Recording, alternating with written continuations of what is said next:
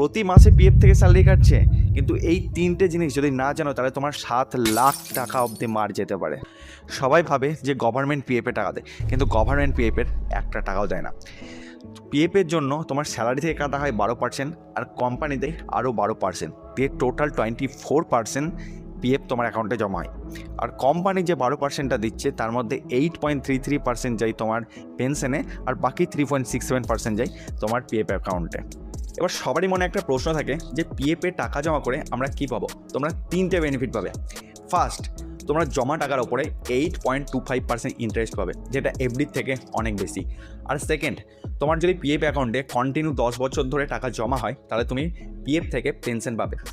এবং এটা যে একটা কোম্পানি আন্ডারে কাজ করতে হবে সেটা না, তুমি কোম্পানি চেঞ্জ করলেও এটা পাবে। কিন্তু মাথায় রাখবে, যখনই তুমি একটা কোম্পানিতে কাজ করছো এবং সেখানে পিএফ জমা দিচ্ছে, তাহলে সেই কোম্পানিটা যখন ছেড়ে নতুন কোনো কোম্পানি জয়েন করবে এবং সেখানে যদি পিএফ থাকে, তাহলে তুমি কী করবে, আগের কোম্পানির টাকাটা নতুন কোম্পানিতে ট্রান্সফার করে নেবে, নাহলে কিন্তু আগের কোম্পানির টাকাটা মার যাবে।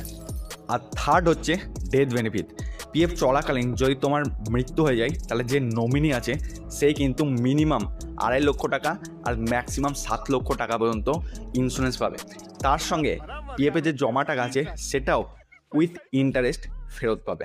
এছাড়া আরেকটা কোশ্চেনও সবার থাকে যে আমি পিএফের টাকা কখন তুলতে পারবো। তুমি তোমার পিএফের টাকা যে কোনো সময় তুলতে পারবে, কিন্তু সাবধান, একটা কথা মাথায় রাখবে, যখনই তুমি নতুন কোনো কোম্পানি জয়েন করবে এবং সেখানে তোমার পিএফ কাটবে, যে 6 মাসের আগে তুমি কোম্পানি ছেড়ে দাও, তাহলে তোমার পেনশনের যে টাকাটা আছে সেটা কিন্তু টোটালটা মার চলে যাবে, সে টাকাটা তুমি পাবে না।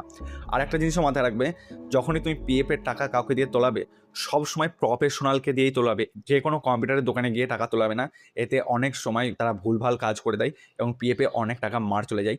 আমি গত 7 বছর ধরে পিএফ অ্যান্ড ইএসআই কনসালটেন্ট, আর এই কেস আমি প্রচুর দেখেছি। তো শেয়ার করো ভিডিওটা তোমার ফ্রেন্ডস অ্যান্ড ফ্যামিলি গ্রুপে, যাতে তাদের পিএফের একটা টাকাও মার না যায়।